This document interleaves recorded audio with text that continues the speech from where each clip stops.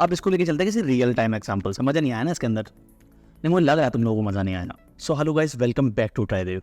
सो यार, आज हम सीखेंगे advanced JavaScript concepts of ECMAScript 6, ES6 कह सकते हैं आप। ओके, सो गाइस, सबसे इंपॉर्टेंट टॉपिक इन जावास्क्रिप्ट, सबसे ज़्यादा important topic, async and await. मतलब इसके ऊपर 50 इंटरव्यू क्वेश्चन बन जाते हैं, इसी के ऊपर पूरा एप्लीकेशन बन जाता है। Because async and await and promise को भी लिख लो, ऐसे कोई दिक्कत नहीं है। इसके बाहर आपका जावास्क्रिप्ट का कोड नहीं जा सकता, ये आपको चाहिए ही चाहिए। तो असिंक अवेट का इतना चक्कर क्या है यार? असिंक अवेट लोगों को नहीं समझ में आता क्या दिक्कत होती है असिंक एंड अवेट में, ठीक है? क्योंकि this is the other way to handle promise but in a better way. अगर आप देन यूज़ करते हो, कैच यूज़ करते हो, तो अभी आप प्रॉमिस को हैंडल कर सकते हो, राइट? कि प्रॉमिस के अंदर क्या कोड आ रहा है, वो रिजॉल्व है, रिजेक्ट है, वो आप इजीली हैंडल कर सकते हो। बट असिंक एंड अवेट क्यों आया फिर? ठीक है, तो एक एक करके समझते हैं। पहले समझते हैं असिंक क्या है, ठीक है? असिंक सिंपल अगर आप समझो, असिंक इज असिंक्रोनस। देखो, जावास्क्रिप्ट सिंगल थ्रेडेड लैंग्वेज है। अगर जैसे आप console.log लिखोगे, ठीक है, मैं लिखा 1, ठीक है, अब मैं इसको प्रिंट करूंगा एक के बाद एक, तो देखो 1 1 1 1 इस तरीके से प्रिंट होगा। बिकॉज ये लाइन बाय लाइन कोड को रीड करती है, first line, second line, third line, fourth line, right? This is the thing. अब सिंगल थ्रेडेड लैंग्वेज है तो आपका एक ही थ्रेड काम करेगा। बट अगर आपको कोई काम ऐसा करवाना है कि भाई एक काम करो, मैं ये कोड चला रहा हूँ, बाकी कोड भी चलाता हूँ, आप बीच का कोई कोड है, जैसे कोई आपको API कॉल करना है या डेटाबेस रीड करना है, या फिर इवन दो आपको कोई फाइल रीड करनी है, तो मैं फाइल रीड कर रहा हूँ, तब तक आप जाके अपना दूसरा काम कर लो, कोई इशू नहीं है। तो ये हम असिंक्रोनस वे में कर सकते हैं इन जावास्क्रिप्ट। मतलब किसी भी लैंग्वेज में मल्टी थ्रेडिंग होती है, ठीक है? सो अब असिंक का क्या रोल है इसके अंदर? अब देखो, मैं एक सिंपल फंक्शन बनाता हूँ, get data. How different when we add async on the function. तो देखो, मैंने console.log करा, हेलो, ठीक है, या रिटर्न मैं कर देता हूँ रिटर्न 5, ठीक है? अब मैं इसको कॉल करता हूँ console.log gate data bye data, ठीक है? तो क्या होगा? 5 प्रिंट हो जाएगा। तो जूम कर देता हूँ, ठीक है, 5 प्रिंट हो गया। लेकिन अगर मैं इस फंक्शन के आगे लगा देता हूँ असिंक, सॉरी, ओके, तो अब क्या होगा? अब इसने रिटर्न किया है एक प्रॉमिस। मतलब आपको पूरा प्रॉमिस का सिंटैक्स लिखने की नीड नहीं है कि new promise, right, resolve, reject. ये ऑटोमेटिक आपके फंक्शन की डेटा को प्रॉमिस में कन्वर्ट करके दे देगा। और प्रॉमिस मिल गया, प्रॉमिस का मतलब हो गया आपके पास रिजॉल्व और रिजेक्ट, दोनों की पावर आ गई, ठीक है? लेकिन अब बात आती है कि यार हम प्रॉमिस तो ऐसे भी हैंडल कर सकते थे ना। देन रिजल्ट, यहाँ पे मैं एरो फंक्शन यूज़ कर रहा हूँ, ठीक है? स्टार्ट से वीडियो देख रहे होगे तो अच्छी बात है।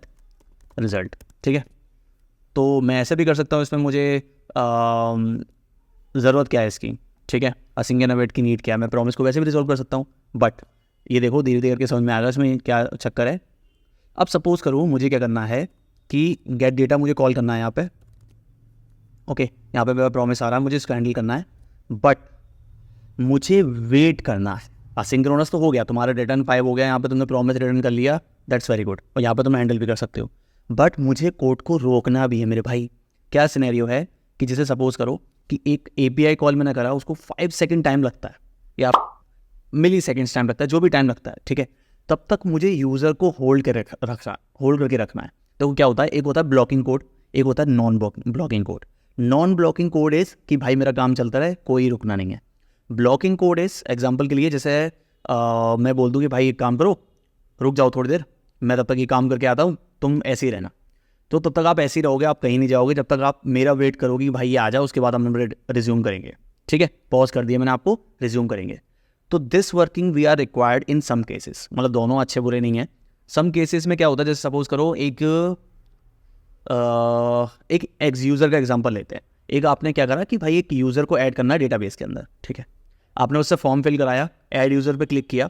ऐड यूज़र पे क्लिक करते एक नोटिफिकेशन आता है, जैसे मैं यहाँ पे एग्जांपल के लिए बताऊँ, console.log यूज़र एडेड सक्सेसफुली, ठीक है? ये नोटिफिकेशन आता है। और इससे पहले एक फंक्शन बना हुआ है console.log, हटाओ, इसमें सीधा ऐड यूज़र करके एक फंक्शन बना हुआ है, sorry, auto complete, add user करके एक फंक्शन है, ठीक है? अब मान के चलो ऐड यूज़र में कोई दिक्कत आ गई, डेटाबेस में नहीं ऐड हो पाया, API फेल हो गई, लेकिन आपका यूज़र एडिट सक्सेसफुली तो चला गया ना। ये तो नहीं चाहते आप लोग, राइट, कि यूज़र ऐड सक्सेसफुली तभी जाए जब हमारा फंक्शन एग्जीक्यूट हो जाए एंड सक्सेस हो जाए। क्योंकि ये भी हो सकता है कि आपको दूसरा एरर मैसेज देना हो कि भाई fail to add user into DB, आपको ये भी देना हो सकता है, राइट। तो इसी को ही यूज़ करने के लिए या इसी को ही मीनिंगफुल बनाने के लिए हम यूज़ करते हैं असिंक एंड अवेट दोनों का। मतलब यूज़र को रोकने के लिए हम यूज़ करेंगे अवेट का, ठीक है। असिंक तो हमारा प्रॉमिस रिटर्न कर रहा है, हम उसे देन से निकाल सकते हैं, बट सिनेरियो क्या है कि भाई बात का कोड चल जाएगा, तब क्या करोगे आप, ठीक है। तो एक बार इसको एग्जाम्पल के साथ समझते हैं, असिंक एंड अवेट दोनों को, ठीक है। ओके, सपोज करो ये मैंने एक डिले बनाया जिसमें मैं न्यू प्रॉमिस रिटर्न कर रहा हूँ, ठीक है। इस फंक्शन को भी मैं असिंक कर सकता था, लेकिन मैंने टाइम आउट ऐड किया इसके अंदर, ठीक है।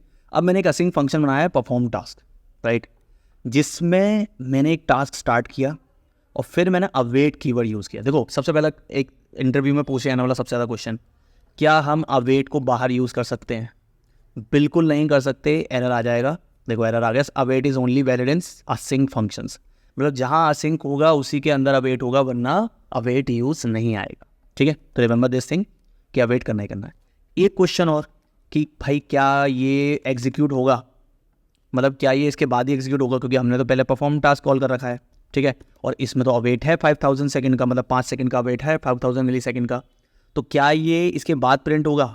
बिल्कुल नहीं। चलो एक बार लाइन बाय लाइन देखते हैं, इंटरव्यू समझाने की तो दिक्कत हो जाएगी। अब वो टास्क स्टार्टेड, 5 सेकंड का वेट होगा एंड देन उसके बाद प्रिंट होगा टास्क कंप्लीटेड आफ्टर 2 सेकंड। यार ये 5 सेकंड का नहीं लिख दिया, सॉरी माय बैड, ठीक है। मतलब मैंने इसको टाइम आउट को ऐसा बनाया कि यहाँ से मैं पास कर सकता हूँ, ठीक है। तो ये 5 सेकंड के बाद एग्जीक्यूट हो रहा है, मतलब हमारा 5 सेकंड कोड रुक रहा है, भाई 5 सेकंड तक रुको। अब ये तो मैंने टाइम आउट ऐड किया है, आपका API कॉल भी हो सकता है, डेटाबेस ऑपरेशन भी हो सकता है, कुछ भी हो सकता है, ठीक है। कोई सपोज करो आपको कोई टेक्स्ट फाइल रीड करनी है, उस पर कोई ऑपरेशन परफॉर्म करना है, तो ऐसा थोड़ा ना कि आपने क्या करा भाई यहाँ पर टेक्स्ट डॉट रीड लिख दिया। सपोज करो ये मैंने रीड फंक्शन बनाया, यहाँ पे फंक्शन रीड फाइल, ठीक है, फाइल नेम, तो यहाँ में मैंने फाइल नेम डॉट रीड कर दिया इसको सपोज, ठीक है। अब क्या होगा, जब तक मैं इसे रीड कर रहा हूँ, रीड करके मुझे डेटा चाहिए, यहाँ पे डेटा पे मैंने ऑपरेशन परफॉर्म कर दिया एंड आगे बढ़ गया, जबकि रीड अभी तक हुआ ही नहीं है, ठीक है। This is depends on processing speed and operation, okay. तो अब देखो ये तो हो गया एग्जाम्पल असिंक एंड अवेट का, है ना। इसका रियल टाइम एग्जाम्पल क्या है, ठीक है। रियल टाइम एग्जाम्पल आपका क्या हो सकता है, विच इज़ API कॉल। हम API कॉल ही देखेंगे, ज़्यादा बेटर रहेगा, ठीक है। सो this is example for फैचिंग the data with async and await. तो देखो यहाँ पे मैंने एरो फंक्शन यूज़ किया, आप ट्रेडिशनल फंक्शन भी यूज़ कर सकते थे, ठीक है। तो यहाँ पे मैंने असिंक ऐड किया फर्स्ट, फैच डेटास के लिए, फैच डेटा को कॉल करने के लिए असिंक ऐड किया, तो सो ऑफ कोर्स असिंक है तो हम अवेट भी यहाँ पे यूज़ करेंगे। एंड अवेट में मैं क्या कर रहा हूँ कि फैच करने से पहले, फैच करने के लिए टाइम दे रहा हूँ रिस्पॉन्स को, ठीक है।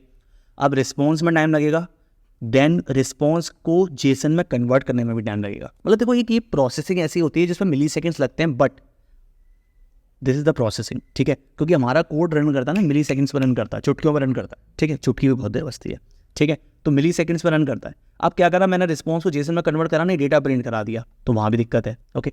सो सिनेरियो क्या है कि आपने कोई API कॉल करा, उसमें हमने अवेट लगा दी, भाई जब तक ये ना चले, जब तक ये डेटा ना आए, तब तक मुझे इसको रिस्पॉन्स नहीं देना है, ठीक है।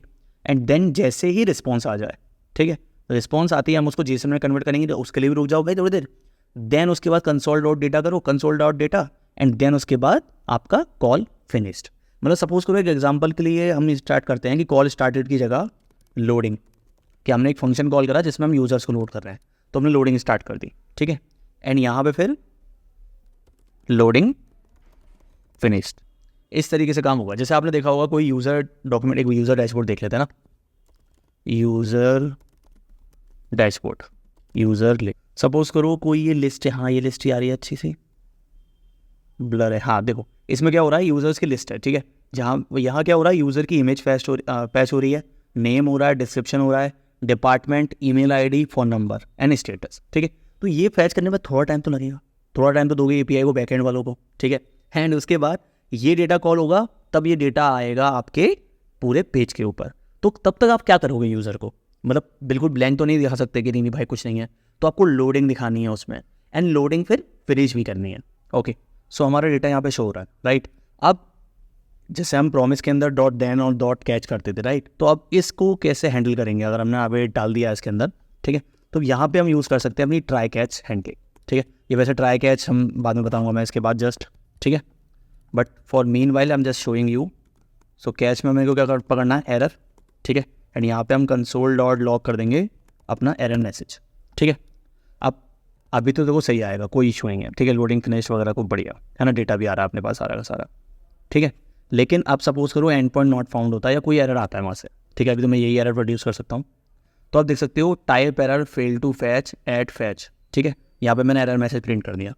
भले ही यहाँ पे मैं एरर मैसेज प्रिंट नहीं करता, मैं यहाँ पे लिख देता रिक्वेस्ट फील्ड. ठीक है, तो आप देख सकते हो यहाँ पे रिक्वेस्ट फील्ड आ रहा है, लेकिन लोडिंग तो आपको खत्म करनी है, इसलिए मैंने लोडर इसके बाहर रखा है.